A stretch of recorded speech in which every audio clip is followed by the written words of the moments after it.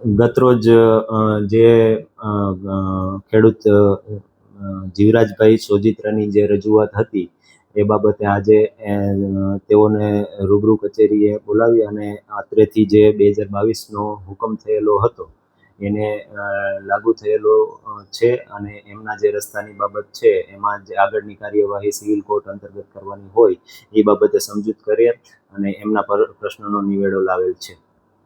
જીવરાજભાઈ પૂનાભાઈ સોજિત્રા છે. આજે મેં કાલ ગોપાલભાઈ ઇટાલી આવ્યા હતા વાત કરી હતી મુદ્દો હુકમની. એ મામલતદારની કામગીરી પૂર્ણ થઈ ગઈ છે.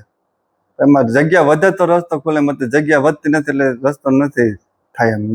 હવે સાહેબ કહે છે સિવિલ કોર્ટ, સાહેબ નહીં સિવિલ કોર્ટમાં જવાનું થાય છે તો હું સિવિલ કોર્ટમાં જઈ. હવે તમે કાલે ચીમકી ઉચ્ચારી હતી, હા એ બાબત હું નથી ચીમકી બોલું. કાલે તમે ગોપાલભાઈની હાજરીમાં હા એક બોલ્યા હતા એ ભૂલ થઈ ગઈ. હવે એવું કરવું નથી મારે.